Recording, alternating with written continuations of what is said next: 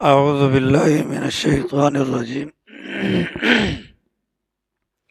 بسم اللہ الرحمن الرحیم ذالک نتلوہ علیک من الآیات والذکر الحکیم ان مثل عیسیٰ عند اللہ کمثل آدم خلقہ من تراب ثم قال له کن فیکون الحق من ربک فلا تکن من الممترین فمن حاجك فيه من بعد ما جاءك من العلم فقل تعالوا ندعو أبناءنا وأبناءكم ونساءنا ونساءكم وأنفسنا وأنفسكم ثم نبتهل فنجعل لعنة الله على الكاذبين إن هذا لهو القصص الحق وما من إله إلا الله وإن الله لهو العزيز الحكيم فَإِن تَوَلَّوْا فَإِنَّ اللَّهَ عَلِيمٌ بِالْمُفْسِدِينَ۔ سورہ آل عمران مدینہ منورہ کے اندر نازل ہونے والی اس مبارک سورت کی آیت نمبر 58 سے لے کر آیت نمبر 63 تک کی آپ حضرات کے سامنے تلاوت کی گئی، اور گزشتہ کئی آیات میں حضرت عیسیٰ علیہ السلام، ان کی والدہ مائی مریم اور ان کی نانی کا تذکرہ بیان ہو رہا ہے، اور یہ بات ماقبل میں آپ کے سامنے گزر چکی ہے کہ حضرت عیسیٰ کی جو نانی تھی وہ نیک خاتون تھیں، اور ان کی نیکی کی بنیاد پر انہوں نے حضرت مائی مریم کی ولادت پر جو دعائیں مانگی، اللہ تعالیٰ نے ان تمام دعاؤں کو قبول کیا۔ انی سمیتھا مریم، کہ میں نے اس ہونے والی بچی کا نام مریم رکھا ہے، وانی اعیذھا بک وذریتھا، میں اس بچی کو اور اس کی ہونے والی اولاد کو شیطان مردود کے مقابلے میں تیری پناہ میں دیتی ہوں۔ اللہ تعالیٰ نے وہاں پر جواباً ارشاد فرمایا تھا کہ فتقبلها ربها بقبول حسن وانبتها نباتا حسنا، اللہ تعالیٰ نے ان کی دعا کو قبول کیا اور بہترین انداز سے قبول کیا۔ اس کا نتیجہ کیا ہوا؟ مائی مریم بچپن سے ہی عبادت گزار بنی، اور جوانی کے اندر اللہ تعالیٰ نے عام جو ترتیب ہے اس سے ہٹ کر اللہ تعالیٰ نے ان کے پیٹ سے بغیر مرد کے چھوئے اللہ تعالیٰ نے اولاد کی نعمت سے نوازا، اور پھر جو بچہ جنم دیا گیا وہ بچہ بھی قابل احترام بنا۔ حضرت عیسیٰ علیہ السلام کے متعلق ماقبل والے دروس میں گزر چکا ہے کہ اللہ تعالیٰ نے ان کو نبی بنا کر بھیجا، اللہ نے ان کو رسول بنا کر بھیجا، اللہ نے ان کو کتاب بھی عطا فرمائی، لیکن حضرت عیسیٰ کی جو رسالت تھی یا نبوت تھی وہ صرف اور صرف بنی اسرائیل کے لیے تھی۔ حضرت عیسیٰ کے زمانے میں اور بھی جو قومیں وغیرہ آباد تھیں، ان کے متعلق حضرت عیسیٰ کا خود بیان ہے کہ مجھے اللہ نے بھجوایا ہے بنی اسرائیل کی کھوئی ہوئی بھیڑیوں کو یا بھیڑوں کو سدھارنے کے لیے، لہٰذا جو میرا فیض ہوگا وہ صرف بنی اسرائیل کے ساتھ خاص ہوگا۔ حضرت عیسیٰ علیہ السلام کو اللہ تعالیٰ نے جو معجزات دیے تھے، ان معجزات کا بھی تذکرہ ماقبل میں ہوا کہ پرندوں سے مٹی، گارے مٹی سے پرندوں کی شکل بناتے اور پھر ان کو اللہ کے حکم سے ہوا میں اڑاتے، وہ اڑ جاتے۔ اسی طریقے سے کوئی کوڑی کا مریض ہوتا، برس کا مریض ہوتا، حضرت والا ہاتھ پھیرتے وہ صحت یاب ہو جاتا۔ کوئی مادر ذات نابینا ہوتا، حضرت کے ہاتھ پھیرنے سے ٹھیک ہو جاتا۔ بنی اسرائیل کے لوگ گھروں میں سے جو کچھ کھا پی کر آتے تھے اور جو کچھ ذخیرہ اندوزی کرتے تھے، حضرت والا مجلس کے اندر ان باتوں کو بیان کر دیا کرتے تھے، اور اگر کوئی مردہ ہوتا، یعنی کہ مردوں کو زندہ کرنے کا معجزہ بھی اللہ تعالیٰ نے ان کو عطا فرمایا تھا۔ ان باتوں کو ماقبل میں بیان کیا گیا، اور پھر آگے یہ بیان ہوا کہ اللہ تعالیٰ نے حضرت عیسیٰ علیہ السلام کو زندہ آسمانوں پر اٹھا لیا۔ تو یہ ہمارے بنیادی عقائد میں شامل ہے کہ حضرت عیسیٰ علیہ السلام کی وفات نہیں ہوئی، بلکہ حضرت عیسیٰ کو زندہ آسمانوں پر اٹھا لیا گیا۔ حضرت عیسیٰ علیہ السلام کے آسمانوں پر اٹھائے جانے کے متعلق ایمان والوں میں سے آج تک کسی نے بھی انکار نہیں کیا یا شک کا اظہار نہیں کیا۔ البتہ مسلمانوں کے وہ فرقے کہ جنہوں نے حدیث کا انکار کیا، جن کو پرویزی کہا جاتا ہے، یا وہ لوگ کہ جو اپنے آپ کو مسلمان کہتے ہیں لیکن اسلام کی جو دینیات کے جو معاملات ہیں ان کی غلط تعویلات کرتے ہیں، ان لوگوں نے حضرت عیسیٰ کی حیات کا انکار کیا، جیسا کہ مرزا قادیانی ہے۔ تو مرزا قادیانی اور ان کے ماننے والوں کا کہنا ہے حضرت عیسیٰ کی وفات ہو چکی ہے اور حضرت عیسیٰ سری نگر کے اندر ان کی قبر موجود ہے، لیکن قرآن و سنت سے معلوم ہوتا ہے حضرت عیسیٰ زندہ ہیں اور آسمانوں پر اللہ نے ان کو زندہ اٹھایا ہے۔ اشکال تو تب ہو کہ جب حضرت عیسیٰ خود بخود اڑ کر آسمان پر پہنچے ہوں، وہ تو اللہ نے اٹھایا ہے۔ تو جس اللہ نے بغیر باپ کے حضرت عیسیٰ کو پیدا کر دیا تو وہ اللہ اس بات پر بھی قادر ہے کہ ان کو آسمانوں پر زندہ اٹھا لے، اس میں تو کوئی اعتراض والی بات نہیں ہے۔ البتہ حضرت عیسیٰ علیہ السلام کے معاملات عجیب و غریب تھے۔ آپ دیکھیے کہ ماقبل میں گزرا، اللہ نے لفظ کن کے ذریعے سے حضرت عیسیٰ کی ولادت کا معاملہ کیا، لیکن لفظ کن اللہ نے کہا اور مائی مریم کے گریبان کے اندر پھونک ماری ہے حضرت جبرائیل امین علیہ السلام نے، ٹھیک ہے۔ حضرت جبرائیل کی پھونک کا اثر تھا کہ مائی مریم حاملہ ہو گئی، ان کے حمل کے نتیجے میں حضرت عیسیٰ کی ولادت ہوئی۔ اس بنیاد پر حضرت عیسیٰ کو فرشتوں کے ساتھ کامل مناسبت تھی۔ پھر حضرت عیسیٰ جتنی زندگی دنیا کے اندر رہے، حضرت جبرائیل امین ان کے ساتھ ساتھ چلتے تھے، ان کی حفاظت پر مامور تھے۔ اس سے بھی پتہ چلتا ہے حضرت عیسیٰ کی فرشتوں کے ساتھ کامل درجے کی مناسبت ہے۔ اور فرشتے کہاں رہتے ہیں؟ آسمانوں پر رہتے ہیں، اور ان کا اڑنا بھی ہوتا ہے، ان کا آنا جانا بھی ہوتا ہے۔ احادیث مبارکہ میں آتا ہے اللہ تعالیٰ کے عرش کے ارد گرد فرشتے گھومتے پھرتے رہتے ہیں۔ تو فرشتوں کے ساتھ مناسبت کی وجہ سے حضرت عیسیٰ علیہ السلام کا جو معاملہ تھا وہ عجیب و غریب تھا۔ چنانچہ کتابوں کے اندر آتا ہے حضرت عیسیٰ کے اندر 4 صفات تھیں۔ پہلی صفت یہ تھی حضرت عیسیٰ انسان تھے، انسانی صفات ان کے اندر تھیں، وہ کھاتے بھی تھے، پیتے بھی تھے، اور دنیا کے اندر انسانوں کی جو دیگر ضروریات ہیں وہ بھی ان سے متعلقہ تھیں۔ حضرت عیسیٰ کے اندر دوسری صفت یہ تھی کہ وہ ملائکہ کے ساتھ، فرشتوں کے ساتھ مناسبت رکھتے تھے۔ تو ملائکہ کے ساتھ نسبت رکھنے کی وجہ سے ان کے اندر اللہ نے یہ صفت رکھ دی تھی کہ جب وہ آسمانوں پر تشریف لے کر گئے تو جیسے فرشتے کھانے پینے اور بھوک پیاس سے بے نیاز ہیں، حضرت عیسیٰ کے اندر بھی وہ صفت اللہ نے پیدا کر دی۔ تیسری صفت حضرت عیسیٰ کے اندر یہ تھی کہ وہ آسمانی مخلوقات میں سے ہیں، چنانچہ اللہ تعالیٰ نے ان کو آسمانوں پر زندہ اٹھا لیا اور وہاں پر ان کا قیام ممکن ہوا، وگرنہ کوئی بھی انسان اگر آسمانوں پر یا فضا کے اندر جانا چاہے گا اس کے لیے جانا ممکن نہیں۔ ہمارے پیغمبر علیہ السلام کو جب معراج کا سفر کروانا تھا تو باقاعدہ ہمارے پیغمبر کا دل نکال کر اس کو دھویا گیا اور آسمانی سفر کے لیے طاقت ہمارے پیغمبر کے دل کے اندر رکھی گئی اور اس کے بعد پیغمبر کو بلایا گیا۔ اس سے پتہ چلا کہ عام انسانوں کے لیے یہ ممکن نہیں ہے کہ وہ آسمانوں پر چلے جائیں۔ اور چوتھی صفت ان کی یہ ہے کہ حضرت عیسیٰ علیہ السلام ارضی بھی تھے، مطلب زمین کی مخلوقات میں سے تھے، اس لیے کہ مائی مریم کے پیٹ سے پیدا ہوئے تھے۔ ان 4 صفات کے حامل حضرت عیسیٰ علیہ السلام۔ گزشتہ کل آپ کو بتلایا تھا کہ جب ان کے گھر کا محاصرہ کیا تو جس کمرے کے اندر حضرت موجود تھے اس کے روشن دان سے ان کو جبرائیل امین باہر لے کر نکل گئے۔ آگے معاملات کیا ہوئے تھے؟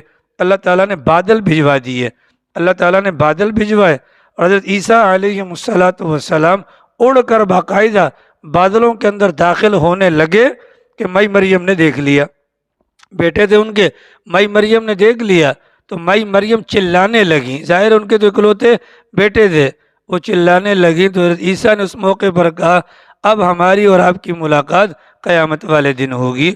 چنانچہ حضرت عیسیٰ کے آسمانوں پر اٹھائے جانے کے 6 سال کے بعد تک مائی مریم زندہ رہیں، اس کے بعد ان کا انتقال ہو گیا اور حضرت عیسیٰ آسمانوں پر تشریف لے گئے۔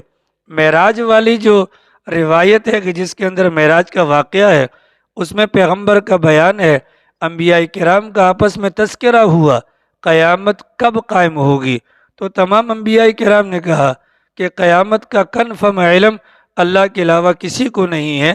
البتہ حضرت عیسیٰ کہنے لگے کہ مجھے اتنا تو معلوم نہیں ہے کہ قیامت کب قائم ہوگی، لیکن مجھے بتلایا گیا ہے کہ تمہارا پھر سے زمین پر چلے جانا یہ قیامت کی نشانی ہوگی۔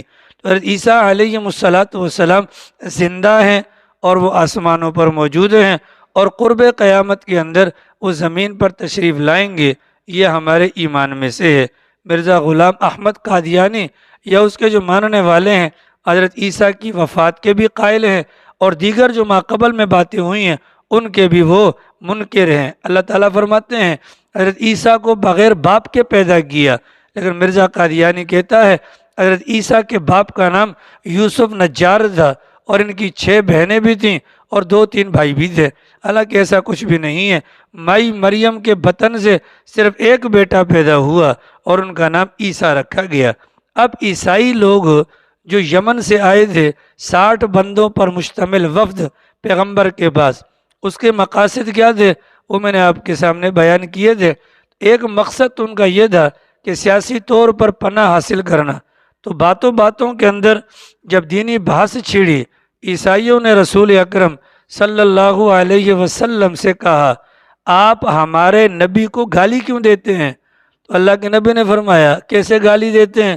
کہا کہ آپ ہمارے نبی کو ایک بندہ، ایک انسان کہتے ہیں، جبکہ ہمارا نظریہ یہ ہے کہ وہ بندہ یا انسان نہیں بلکہ وہ تو خود خدا ہے۔ تو پیغمبر نے پوچھا کہ وہ خدا کیسے ہو سکتے ہیں؟ تو آگے سے انہوں نے جواب دیا کہ دیکھیں اگر وہ خدا نہیں ہیں، وہ انسان ہیں، انسانوں کا کوئی نہ کوئی باپ ہوتا ہے۔ حضرت عیسیٰ کا باپ کون ہے؟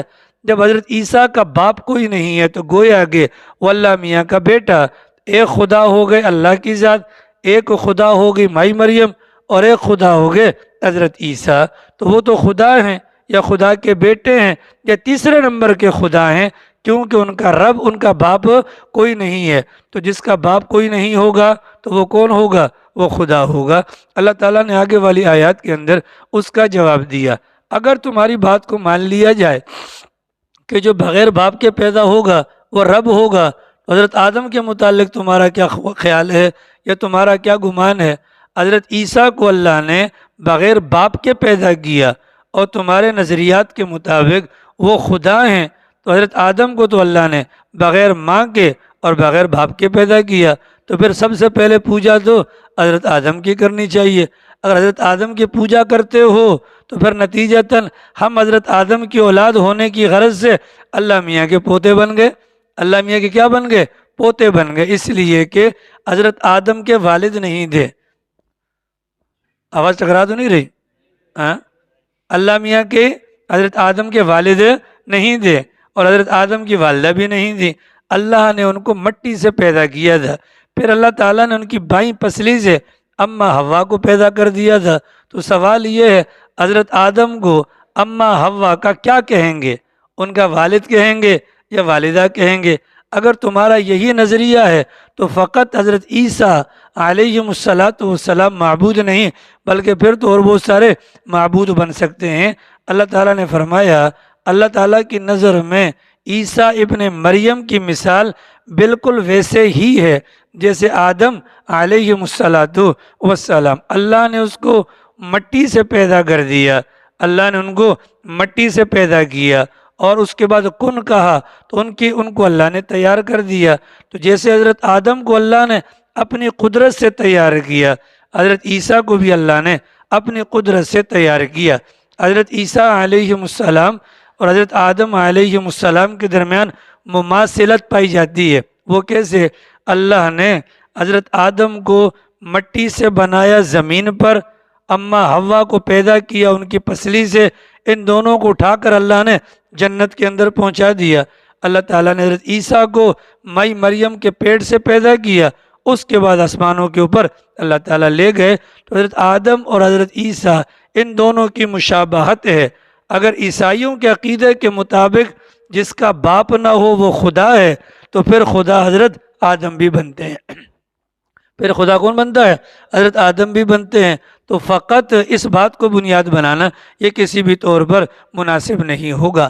اللہ تعالیٰ نے اس بات کو بیان کیا اور ضمناً فرمائے پیغمبر آپ اپنا نظریہ ان کو بیان کر دیں۔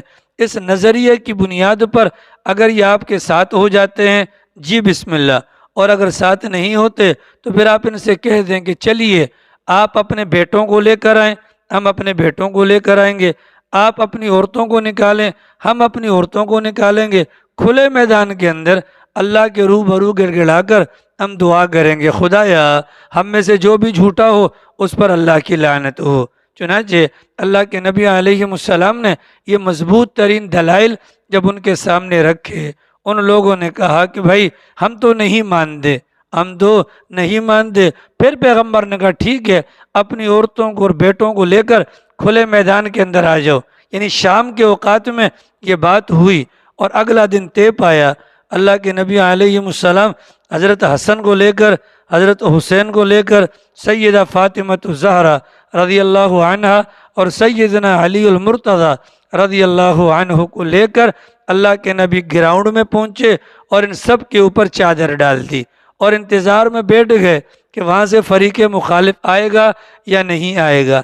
ادھر جو دوسرا گروپ تھا عیسائیوں کا، ان کے درمیان رات کو جو بڑے بڑے 3 سردار تھے ان کا آپس میں مشورہ ہوا کہ ظالموں، اس بارے میں تو کوئی شک نہیں ہے کہ یہ اللہ کا نبی ہے اور سچا نبی ہے، اور جو نبی کے مقابلے میں نکلے گا وہ ہلاک ہونے سے بچ نہیں سکتا۔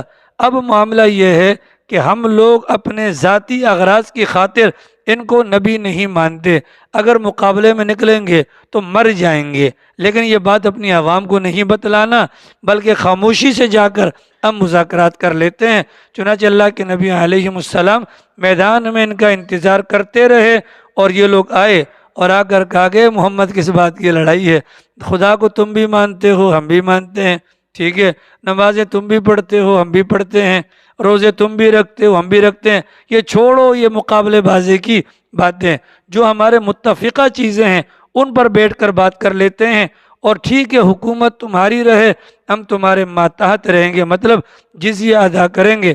اس موقع پر سرکار دو عالم صلی اللہ علیہ وسلم نے فرمایا اگر یہ مقابلے کے لیے آ جاتے ان میں سے کوئی بھی زندہ نہ بچتا، کیونکہ نبی برحق کے مقابلے میں کوئی بھی آئے گا تو وہ بچ نہیں پائے گا۔ اس انداز سے وہ جو سیاسی گفتگو تھی اس کی تکمیل ہوتی ہے اور طے یہ ہوتا ہے کہ سالانہ آپ نے جزیہ دینا ہے۔ جزیہ کیا ہوتا ہے؟ عام زبان کے اندر اس کو ٹیکس کہا جاتا ہے۔ اسلامی حکومت ہو اور غیر مسلم اگر مسلمانوں کے ماتحت رہیں تو چونکہ مسلم حکومت کی ذمہ داری ہوتی ہے ان کے جان مال عزت آبرو کی حفاظت کرنا، تو لہذا جس طریقے سے مسلمانوں سے ٹیکس لیا جاتا ہے ان غیر مسلموں سے بھی ٹیکس لیا جاتا ہے۔ چنانچہ شریعت مطہرہ نے ان غیر مسلموں کی جان کی حفاظت کے پیش نظر ان پر ٹیکس لاگو کیا، لیکن ٹیکس کس پر لگے گا؟ وہ غیر مسلم جوان، وہ غیر مسلم جوان کہ جو فوج میں بھرتی نہ ہوا ہو، اگر وہ فوج میں بھرتی ہو جائے اس کا ٹیکس معاف ہو جائے گا۔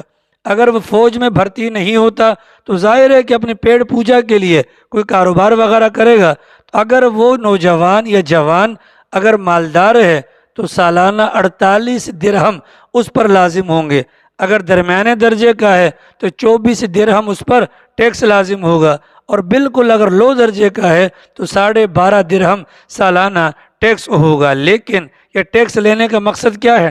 مقصد ان غیر مسلموں کی جان مال عزت آبرو کی حفاظت کرنا ہے۔ لہذا ہمارے علاقے کے اندر یا ہمارے ملک کے اندر جو غیر مسلم رہتے ہیں یہ باقاعدہ گورنمنٹ کو ٹیکس دیتے ہیں، لہذا گورنمنٹ کی یہ ذمہ داری بنتی ہے ان کے جان مال اور ان کے تمام تر حقوق کی پاسداری کرتے ہیں، لہذا ان کے بھی وہی حقوق ہیں جو ہمارے حقوق ہیں۔ اتنی بات واضح ہو گئی جی؟ بولیے، اتنی بات واضح ہو گئی؟ اب دوسرا مسئلہ آ جاتا ہے حضرت عیسیٰ علیہ السلام کے قرب قیامت میں دنیا میں تشریف لانے گا۔ کچھ باتیں میں نے کل آپ کو بتلائی تھیں، ان میں سے 2 باتیں رہ گئیں۔ حضرت عیسیٰ علیہ السلام دنیا میں آ کر جہاں دیگر کام کریں گے ان میں سے ایک کام کریں گے، صلیب کو توڑیں گے۔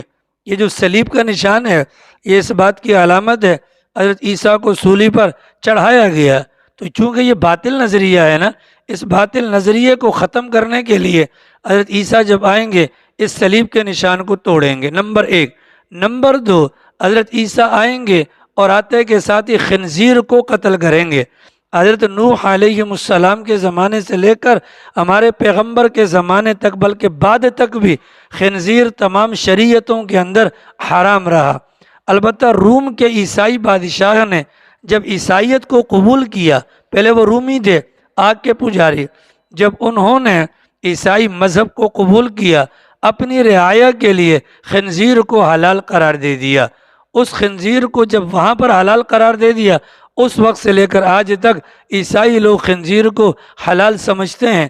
حضرت عیسیٰ جب دنیا میں تشریف لائیں گے تو خنزیر کو بھی قتل کر ڈالیں گے۔ حضرت عیسیٰ جب دنیا میں تشریف لائیں گے، ان کی تشریف آوری پر جتنے بھی عیسائی ہوں گے حضرت عیسیٰ کے سامنے جب آئیں گے تو حضرت عیسیٰ علیہ السلام ان کو بتلا دیں گے کہ میرا زمانہ ختم ہو چکا، اب میرے دنیا سے آسمانوں پر چلے جانے کے بعد حضرت محمد مصطفیٰ صلی اللہ علیہ وسلم کی شریعت اصل ہے۔ وہ سارے عیسائی توبہ کر کر مسلمان ہو جائیں گے تو مسلمانوں کی تعداد میں اضافہ ہو جائے گا اور یہودیوں کی پھر شامت آ جائے گی۔ اس بات کو اللہ تعالیٰ فرماتے ہیں ذالک، اے پیغمبر سب کہہ دو صلی اللہ علیہ وسلم، یہ مائی مریم کا، ان کے بیٹے کا، ان کی والدہ کا اور یہ سارا کا سارا واقعہ نتلوہ علیکا، ہم آپ کے سامنے تلاوت کرتے ہیں۔ مطلب جس وقت یہ سارے معاملات ہوئے آپ وہاں پر موجود نہیں تھے، گویا کہ نبی غیب نہیں جانتا، گویا کہ نبی غیب نہیں جانتا۔ تو یہ ساری باتیں کون بیان کر رہا ہے؟ اللہ تعالیٰ پیغمبر کو ساری باتیں بتلا رہے ہیں۔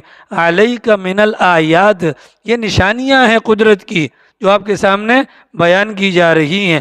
والذکر الحکیم، اور ان چیزوں کے اندر حکمت یا یوں سمجھ لیجئے نصیحت کا پیغام ہے کہ جو لوگوں کے لیے فائدہ مند ہے۔ انسان سوچے تو صحیح، انسان سوچے تو صحیح، اللہ تعالیٰ کرنا چاہے تو کیا کچھ نہیں کر سکتا۔ اس بنیاد پر فرمایا گیا اللہ تک پہنچنا ہو اس کے لیے کسی واعظ کے وعظ کی ضرورت نہیں ہے، بلکہ انسان اگر اللہ کی کائنات پر غور کر لے تو یقینی اعتبار سے وہ اللہ تک پہنچ جائے گا۔ ٹھیک ہے، اور ہمارے جو 63 ٹاؤن والے متاثرین ہیں یہ تو اللہ میاں کو بہت آسانی سے پا سکتے ہیں، کیونکہ جس پرانے علاقے سے ہمارا تعلق رہا ہے اللہ کی پناہ، بارش ہوتی تھی ہم وہاں سے نقل مکانی کرتے تھے، ہمارا کوئی مر جاتا بیمار ہوتا تو کیا ہوتا، اب 22 ویلر ہمارے دروازے کے سامنے آ کر کھڑا ہوتا ہے۔ یہ کس کی مہربانی ہے؟ اوپر والے کی قدرت ہے، وگرنہ ہمارے اعمال ایسے نہیں تھے۔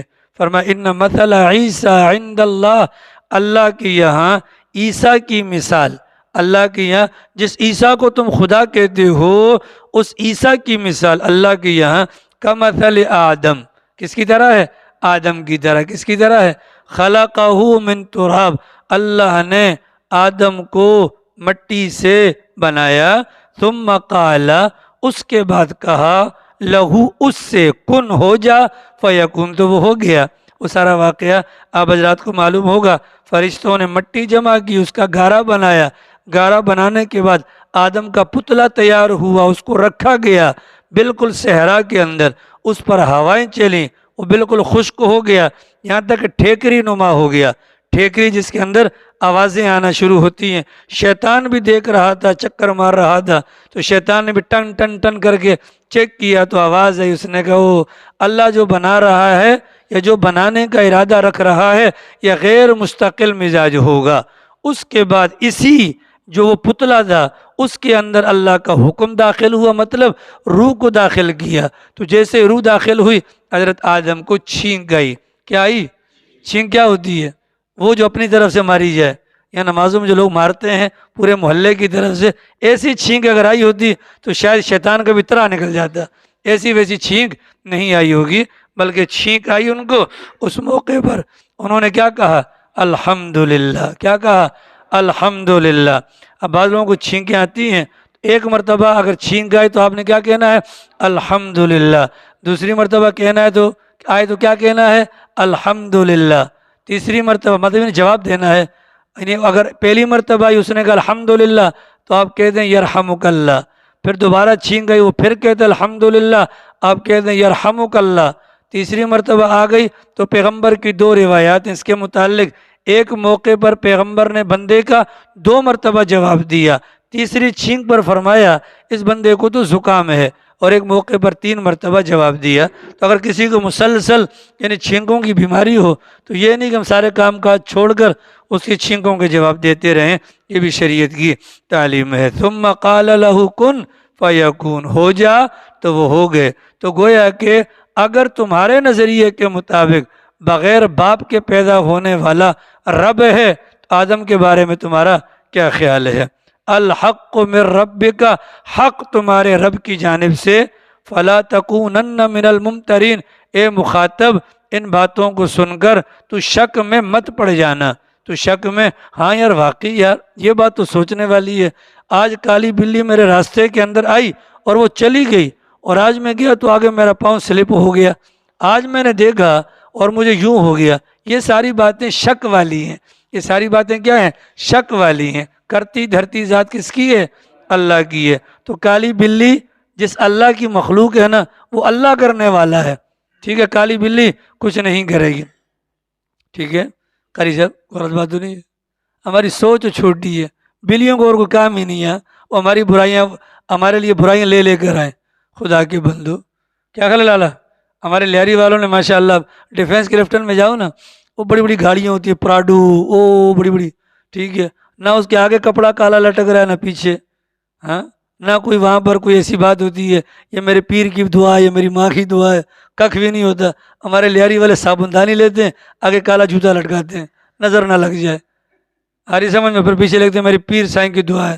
تو یہ گندی سوچ ہے، بلکہ یہ چھوٹی سوچ ہے، گندی بھی نہ کہیں اس کو، یہ چھوٹی سوچ ہے۔ یہی چیزیں بنیاد بنتی ہیں آگے چل کر۔ عبداللہ ابن مسعود کی بیگم کی آنکھ کے اندر درد ہونا شروع ہو گیا، تو بیگم نے کہا کہ حضرت ذرا اجازت دیں، وہ فلاں بندہ دم کرتا ہے، ذرا میں چلا جاؤں۔ کہا کون ہے؟ کہا وہ یہودی ہے۔ کہا وہ جب دم کرتا ہے نا تو مجھے آرام آ جاتا ہے۔ عبداللہ ابن مسعود نے فرمایا ہرگز مت جانا۔ وجہ کیا ہے؟ عبداللہ ابن مسعود نے اپنی بیگم سے کہا شیطان تمہاری آنکھ کے اندر انگوٹھا چبھوتا ہے، ٹھیک ہے؟ انگوٹھا چبھوتا ہے، وہ فی الوقت تمہارے دماغ کو، تمہارے ایمان کو کمزور کرنے کے لیے چال چل رہا ہے۔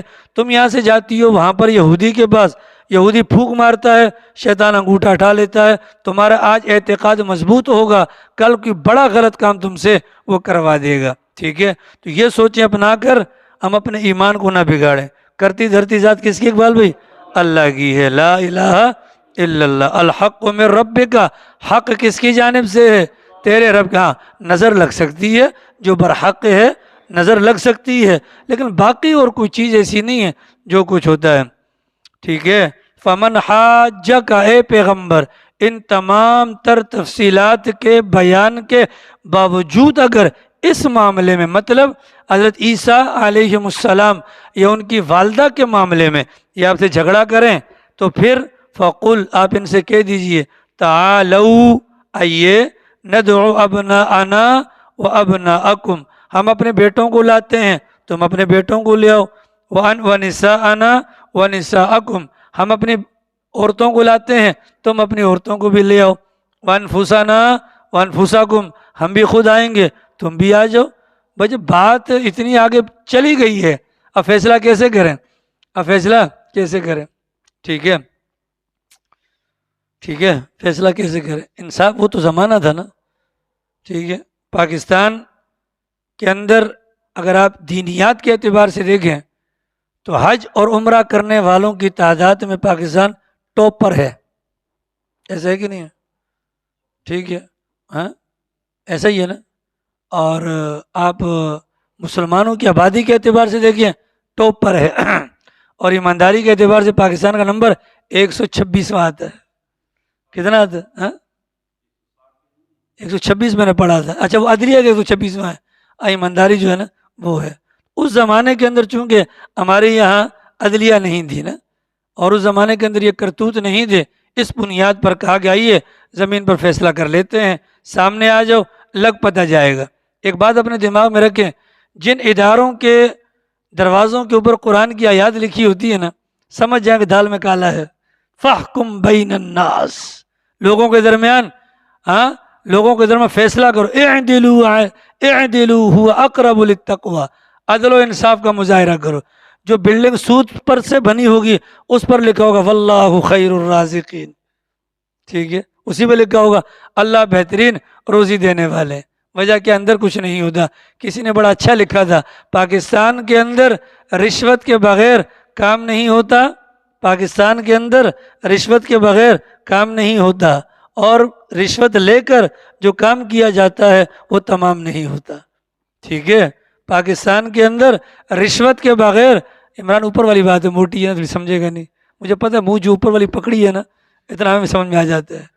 پاکستان کے اندر رشوت کے بغیر کام نہیں ہوتا، اور جو کام رشوت سے ہوتا ہے وہ تمام نہیں ہوتا، مطلب اس کام کے اندر خیر نہیں ہوتی، برکت نہیں ہوتی. ثم نبتہل، پھر مباہلہ کریں، فنجعل لعنت اللہ علی الکاذبین، اور ہم کیا کہیں، اللہ کی لعنت و جھوٹوں پر. ان ھذا لہو القصص الحق، یہ ہے وہ سچا قصہ جو اللہ نے بیان کیا. وما من الہ الا اللہ، کوئی معبود نہیں ہے سوائے اللہ کے. کوئی معبود نہیں بابو کس کے؟ سوائے اللہ کے. اللہ معبود ہے، یاد رکھیے گا، اللہ معبود ہے. کتنا اونچا مقام ہمارے پیغمبر کا کہ اللہ تعالیٰ نے معراج پر بلوایا، سب کچھ معاملات کو وہ کیا، ٹھیک ہے، لیکن اللہ تعالیٰ نے جو چیزیں اپنے پاس رکھنی تھیں وہ اپنے پاس رکھی ہیں، وہ ہمارے پیغمبر کو بھی نہیں دی، ہمارے پیغمبر کو بھی نہیں دی. جب ہمارے پیغمبر کو نہیں دی تو ہمارے پیغمبر سے بڑا کوئی ہے؟ بولو. اس کائنات میں سب سے پہلے اللہ نے محمد الرسول اللہ کا نور پیدا کیا، اس نور سے ساری کائنات کو اللہ نے بنایا. جب ان کو غیب دان نہیں بنایا تو باقی کسی کو بنایا؟ ایاک نعبد و ایاک نستعین، ٹھیک ہے جی ہاں. فَإِن توجہ جی وَإِنَّ اللَّهَ لَهُوَ الْعَزِيزُ الْحَكِيمُ، اور اللہ کی ذات کیا ہے؟ زبردست ہے اور حکمت والی ہے. ظاہر ہے اللہ کے علاوہ کوئی الہ ہوتا، ایک اللہ میاں کہتے آج بارش ہو اور دوسرے اللہ میاں کہتے نہیں آج دھوپ ہو، تو پھر کیا ہوتا؟ لَوْ كَانَ فِيهِمَا آلِهَةٌ إِلَّا اللَّهُ لَفَسَدَتَا، کائنات کا نظام درہم برہم ہو جاتا. بولو ہاں ہوتا کہ نہیں؟ یہیں پر ہے، اسلام آباد سے واپسی ہو گئی ماشاءاللہ. اچھا وہ گیا تھا طاہر خان نا. اتنا نہیں پھرا کرو خدا کے بندو. فَإِن تَوَلَّوْا، خیر اگر پھرتے بھی ہو تو دعا پڑھ کے جایا کرو، کہ جس اسپیڈ میں آپ لوگ جاتے ہیں ہم تو پیچھے دعائیں کرتے رہتے ہیں. یہ اسپیڈ بہت خطرناک ہے. ہمارا خان بھائی اللہ اس کو ہدایت دے، 220 سے نیچے کانٹا نہیں ہوتا ہے، ٹھیک ہے. وہ کسی نے کہا، اس نے بڈھا ایک آدمی ویڈیو چلا اپنا موٹر سائیکل چلا رہا تھا تو نیچے کسی نے لکھا تھا اسرائیل کو مس کالے مارتے ہوا، بابا جی اسرائیل کو مس کالے مارتا ہوا.